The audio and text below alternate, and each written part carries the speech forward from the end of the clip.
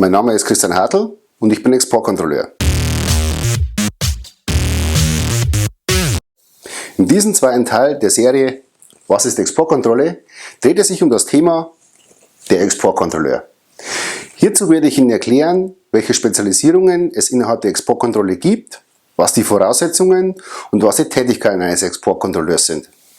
Nun, welche Bereiche bzw. Spezialisierungen gibt es innerhalb der Exportkontrolle und wie können diese unterschieden werden?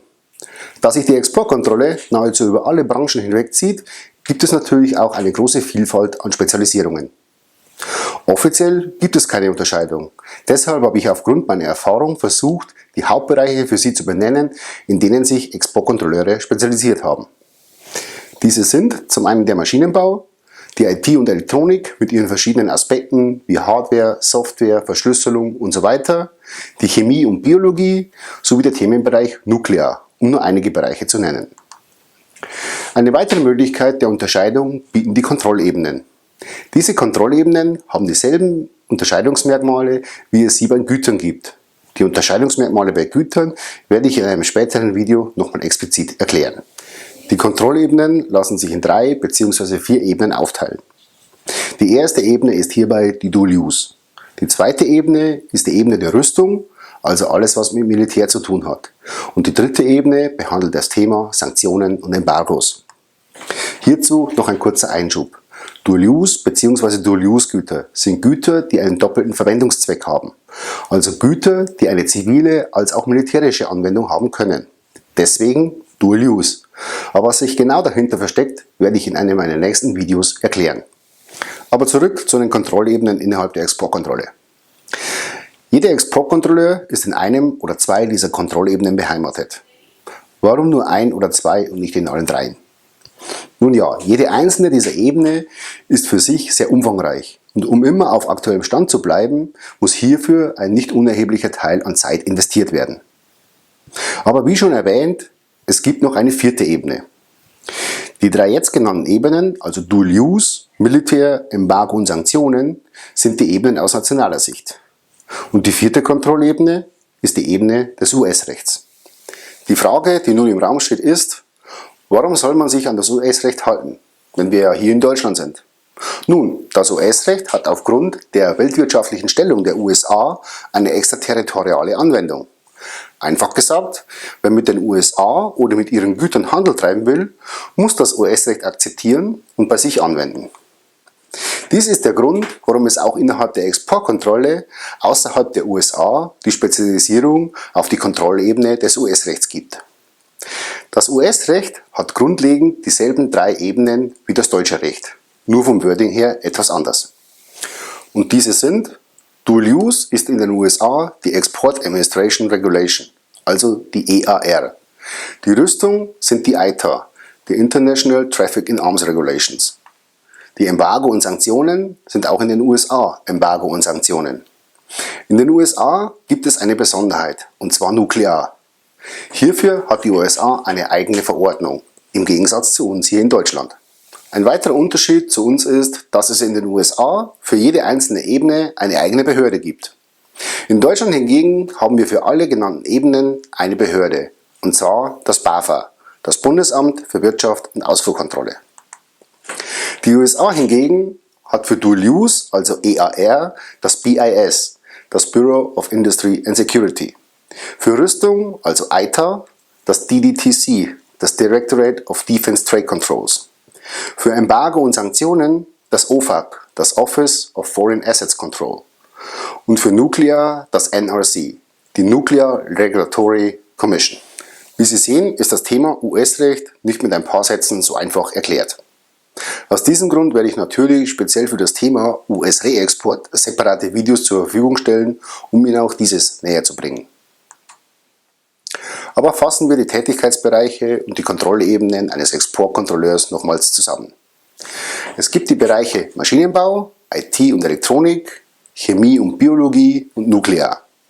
Des Weiteren kann noch in den Kontrollebenen unterschieden werden. Diese sind Dual Use, Rüstung, Sanktionen und Embargos und das US-Recht. Kommen wir nun zum zweiten Teil dieses Videos. Was sind die Voraussetzungen und die Tätigkeiten eines Exportkontrolleurs? Die Voraussetzungen, um ein Exportkontrolleur zu werden, ist nicht ganz einfach, da es leider keine direkte Ausbildung oder einen Studiengang hierfür gibt. Deshalb ist die Ausbildung zum Exportkontrolleur immer on the job, mit speziellen Aus- und Fortbildungen. Als Basis hierfür dient eine solide Grundausbildung. Ob dies nun eine Lehre, ein Techniker oder ein Studium ist, spielt in erster Linie keine Rolle. Ein weiter wichtiger Punkt ist das branchenspezifische Wissen. Beispielsweise für den Bereich Maschinenbau ein gutes technisches Verständnis. Auch ein prozessuales Denken ist wichtig, damit die notwendigen Prozesse eingeführt werden können. Sowie das Lesen und Arbeiten mit Gesetzestexten und diese anschließend anwenden und im Unternehmensumfeld durch Dokumente und Arbeitsanweisungen implementieren zu können. Um sich dann als Exportkontrolleur zu etablieren, sollte man nach meiner Erfahrung mindestens 2 bis 3 Jahre operative Erfahrung haben, gepaart natürlich mit verschiedenen Aus- und Fortbildungen. Aber was sind nun die Tätigkeiten eines Exportkontrolleurs? Einfach zusammengefasst stellt der Exportkontrolleur sicher, dass es im Unternehmen keinen Verstoß gegen das AWG oder AWV und das US-Recht gibt.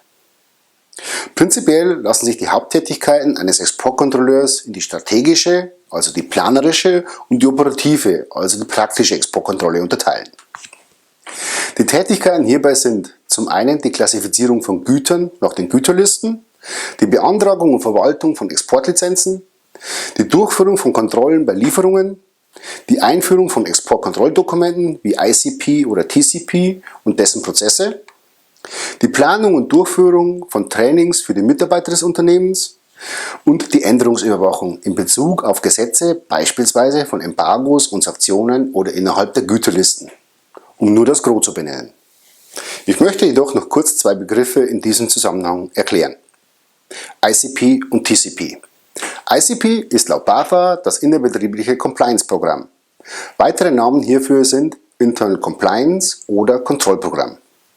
Das ICP ist ein Dokument, das notwendig ist, damit man unter anderem eine Lizenz beim BAFA beantragen kann. Das BAFA, also das Bundesamt für Wirtschaft und Ausfuhrkontrolle, ist hierbei die deutsche Genehmigungsbehörde. Und ein TCP ist ein Technology Control Plan. Diesen benötigen Sie, wenn Sie es mit US-Gütern zu tun haben, die unter die Jurisdiktion des BIS oder des DDTC fallen. Fassen wir die Tätigkeiten eines Exportkontrolleurs nochmals zusammen. Er ist derjenige, der direkt mit den zuständigen Behörden kommuniziert, in Bezug auf getätigte oder geplante Exporte.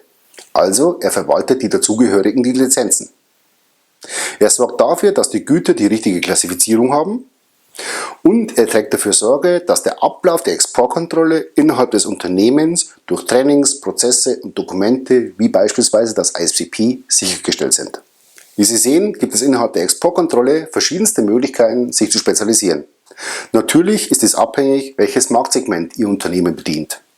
Auch die Tätigkeiten eines Exportkontrolleurs sind alles andere als eintönig. So viel nun zu dem Thema der Exportkontrolleur sowie dessen Spezialisierungen, Voraussetzungen und Tätigkeiten. Im nächsten Video werde ich das Thema Exportkontrolle im Unternehmen aufgreifen. Es freut mich, dass Sie weiterhin Interesse an der Exportkontrolle haben. Wir sehen uns und bis bald, Ihr Christian Hartl.